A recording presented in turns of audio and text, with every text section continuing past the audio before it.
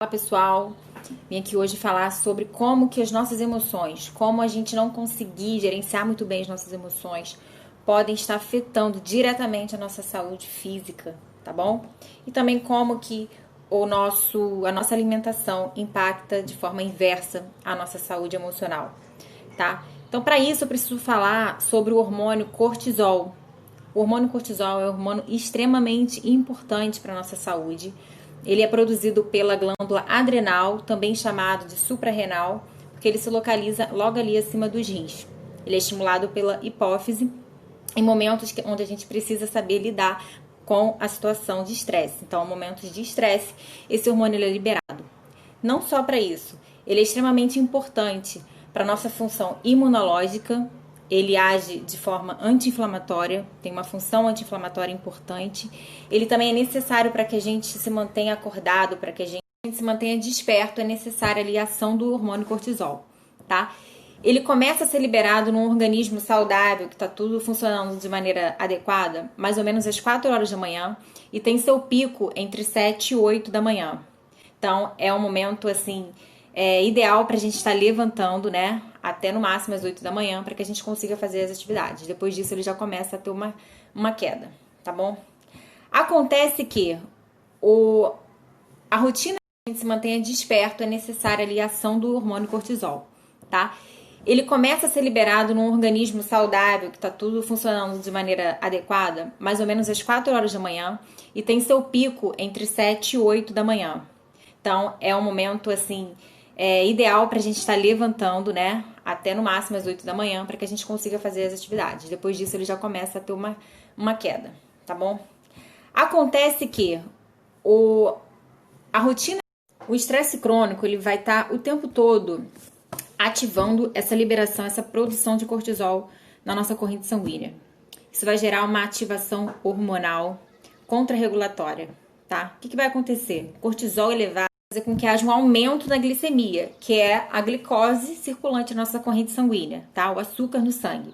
Por que isso? Porque uma das funções do cortisol justamente é manter os níveis de açúcar no sangue constante, tá? Ele também tem a função de manter a pressão arterial ali adequada.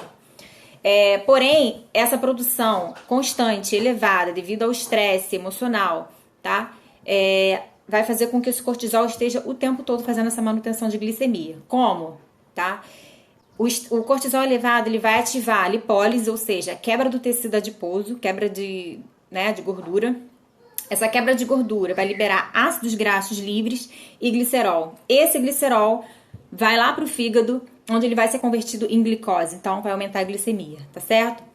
Ácidos graxos livres na nossa corrente sanguínea vai fazer com que haja lipotoxicidade, tá certo? Aumentando ali gordura depositada no fígado, nos músculos, nos vasos e nos rins, tá? Além disso, esse aumento da glicemia vai fazer com que haja também um aumento de insulina, tá certo? Que é o hormônio que faz o quê? Pega a glicose do sangue e leva para a célula.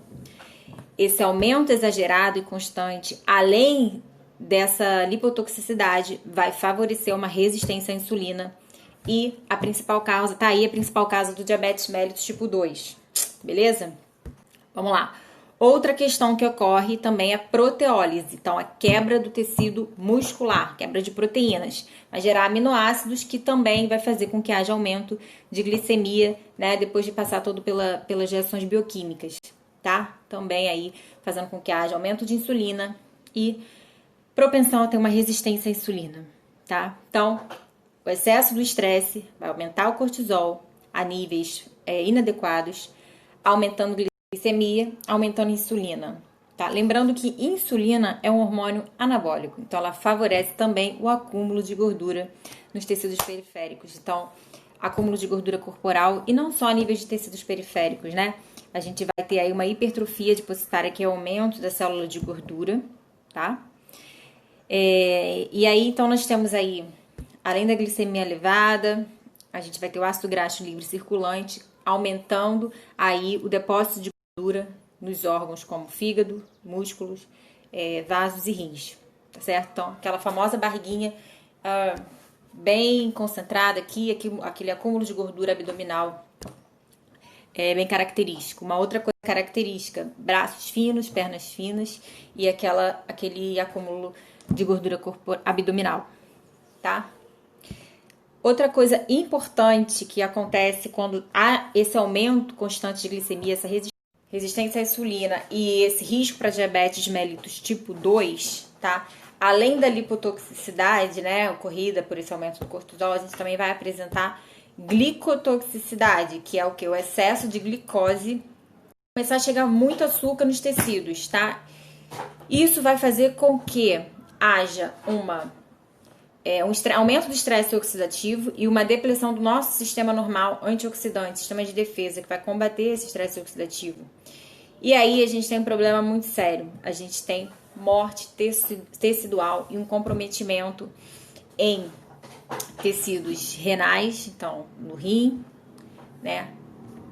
Tecido neurológico, né? A gente também tem comprometimento neurológico, causando uma neuropatia, vasculopatia no nosso sistema vascular de circulação e também retinopatia, por isso que a gente vê algumas pessoas com diabetes, com problema na visão, tendo que cortar a perna, porque o estresse oxidativo ele vai causar morte tecidual e aí a gente tem diversas complicações crônicas, né?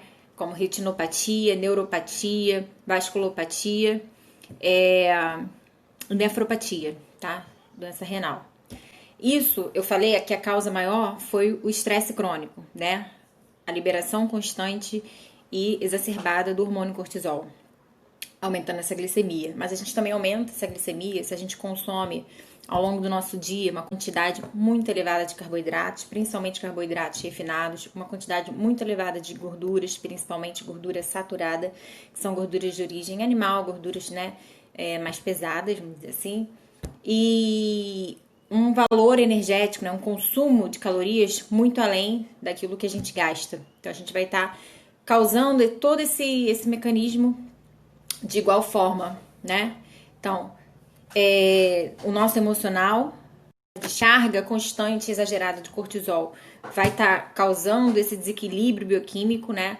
Esses acontecimentos fisiológicos e bioquímicos do nosso organismo, e também o que a gente come, a qualidade, a quantidade que a gente come também vai influenciar nesses processos bioquímicos que ocorrem no nosso organismo, como uma maneira de contrarregular esses excessos, beleza?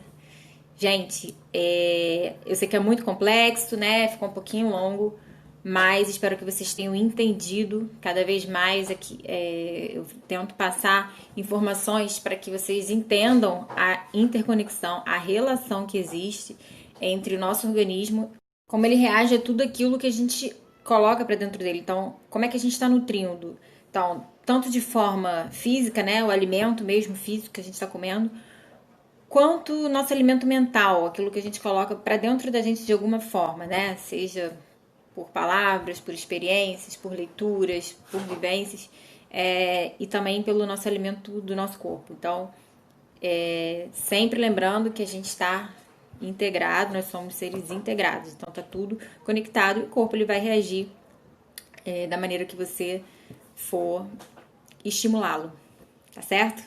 Então, um beijo para todo mundo.